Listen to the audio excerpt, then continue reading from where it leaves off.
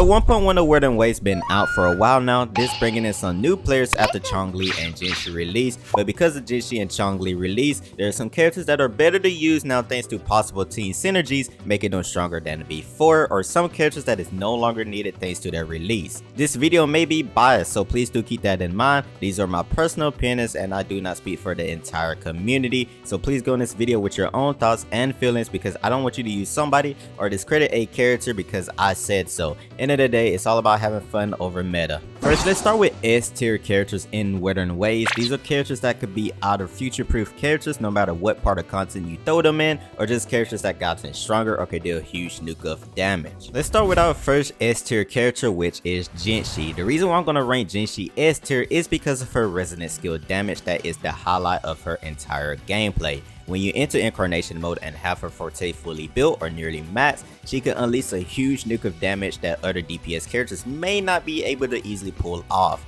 Her kit, unlike Ling Yang when it comes to being airborne or fighting in the air, is also not very clunky or janky as well, being one of the most easiest and simple characters to play in the game for casuals to understand. After using her final resonant skill, she will have a outro skill ready for any characters on the team that want to swap into the field and utilize their intro skill. Now do keep in mind she may need coordinated attackers or prefer coordinated attackers to consistently unleash her potential and to also keep her balanced as well. She can easily take in damage during her rotations if you're not careful. For our next S tier character is Chongli. At the moment she don't have an ideal partner or character that she wants to use, but apart from that she has a lot of free to play options when it comes down to her weapon as a main damage dealer on any team you throw her in. Now she want to utilize swap canceling no matter what team you build her with, but because her kit is pretty easy to understand, she can dish out damage as quick as possible and it shouldn't be too much of a problem with her, at least it wasn't for my case. And lastly, since she's the first character to give out fusion damage to any incoming character into the field, this officially made Chichia and Encore a bit better to use in game now. And speaking of fusion, for our next character on this S tier here is Encore.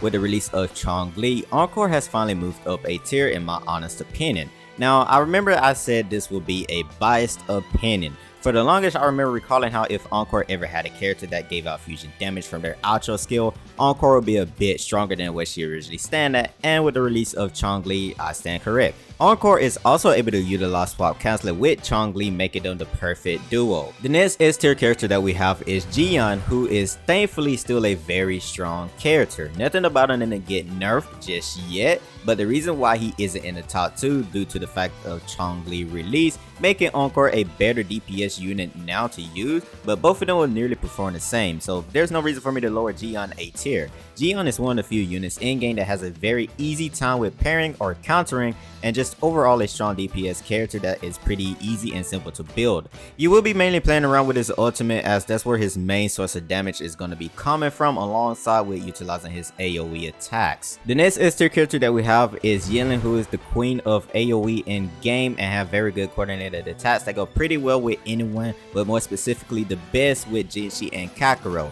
If any of the 1.2 banners feature another electro character, Yinlin will easily be one of the first few to pair with that electro character, as she will buff their electro damage with her outro skill. If you do pair her up with any other characters like Jinshi and Chongli, she will be able to utilize swap cancels. And for our last S tier character, we have Verena, which I think should be very obvious. Verena is one of the safest characters that you should probably pick if you haven't got your guaranteed standard better character yet. She's a permanent future-proof character until another support character release, and everybody at release thought she would be immediately powered creep. With the structure of this game, I doubt we will see another support character pretty soon, so she is a very safe character to pick at the moment. She's also one of the best when it comes to rotation in the game, since she don't require so much field time unlike Baji and a few other characters. So she's perfect when it comes down to your swap team rotations. Not only that, if you're a casual player, you will be able to utilize her inherent skill that makes you resist death to remain on the field longer, and she will be given a team-wide buff. So if you want a very strong support character, you can't go wrong with Verena. Now let's talk about the A tier characters for Wuthering Waves. Mortifi have a very good synergy with characters that benefit from heavy attacks and providing amazing but good damage of his own when you use his ultimate. After using this ultimate, you can swap to other characters and he will provide off-field damage and also don't require too much field time. If you're able to get more sequence for Mortifi, I highly recommend it as it will boost his gameplay and damage even more. The next character I want to talk about is Sanhua. There really isn't too much for me to say about her. She has pretty good fast rotation in game with good damage coming from her kit. The only problem with Sanhua is not being able to time her forte, which you need to successfully do in order to complete her rotations. Now I was very iffy about placing Josh Jean in A tier, but her kit alone is pretty good, but I think she's one of those few characters that might get better as time go on, as more aerial characters or wind characters are introduced to the game that could play around her playstyle of hers. But besides that, her kit can be used in just about any team. If you also don't know, you can hold out Josh Jean's skill attack and she'll remain on field longer whenever you swap to other characters. Her ultimate can also counterattack enemies as well and also provide shielding to the team with her forte. Overall, a pretty solid character to use, but just keep in mind her ultimate can't pull in elite or boss enemies, which do kind of reduce her value of using her, but at least she has amplification that buff other characters' ultimate damage with her outro skill. The next character that we're going to be talking about is Havoc Rover. Rover is the easiest character in Wuthering Waves to play with their kit, and you can dish out some pretty nice damage when you're playing them. Rover also have a very easy time when it comes to team building since Rover has plenty of options to go with. The biggest issue I realized for Havoc Rover is that they do require some decent amount of field time, and we also can't really fully max out their sequences just yet. The next character we have for A tier here is Baji. She has a great kit for a 4-star support character given team-wide buffs. However, if you have Arena unlocked, there isn't much of a reason to really use Baji unless you want to use her for your second team for any in-game content or events that allow it. There's not too much for me to say about Baji. She works almost similar to Verena, however Verena is just a superior choice. Last but not least, we have Yanwu, who's actually a character that is slept on by the community, and he's actually better than you think, especially if you have Jinshi,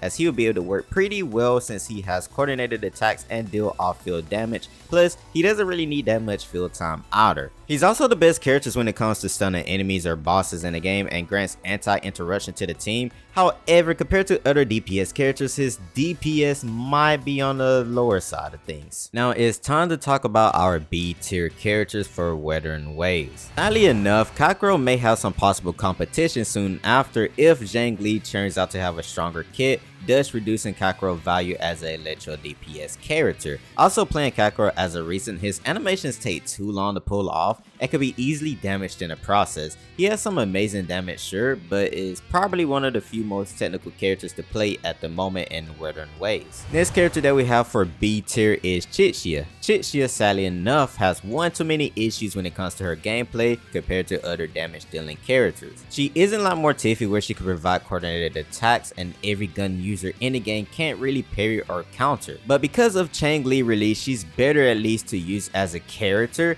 but isn't necessarily the strongest because of how limiting her character kit is. With the release of Havoc Rover, Spectral Rover have been completely left in the dust, and it's probably just better to build a Havoc Rover team. The other issue is Rover would easily be outperformed by any released DPS characters like Changli and Jinshi. However, Spectral Rover could slow down enemies, making it easier for team combos and rotations. Now, Ling Yang kit isn't exactly the best, but it's probably the most fun kit in the entire game at the same time. There is a chance that he might have a character in 1.2 or in the near future that might synergize pretty well with him, so until that character release, Ling Yang will always continue to lag behind future and current DPS characters. And like I mentioned earlier, between Jinshi and Ling Yang, air combos and air attacks is pretty clunky a bit, but I believe they already fixed that. Last character we would rank for B tier is Yang Yang. Her kit isn't exactly the best in the world, and she's basically just a mini Jia Jin, and her damage is pretty lacking. But hey, at least she could crowd control enemies, and she's a free character. So if you don't have Jia Jin but want a crowd control character, Yang Yang is your go-to character.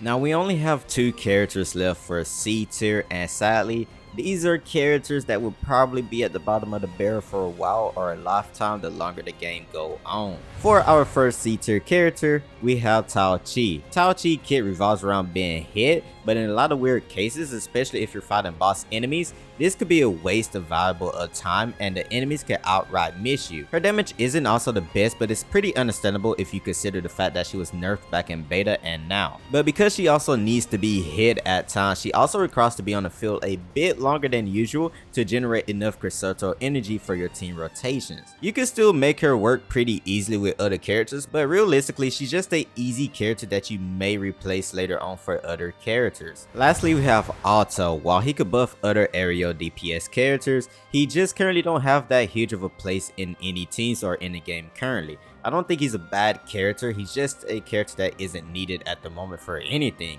but he has by far the most interesting kit in game. And with that being said, thank you guys for making it towards the end of the video. If you guys disagree with my tier list, obviously let me know down below in the comments, and don't forget to subscribe. Join my Discord, and I'll see you guys in another video soon.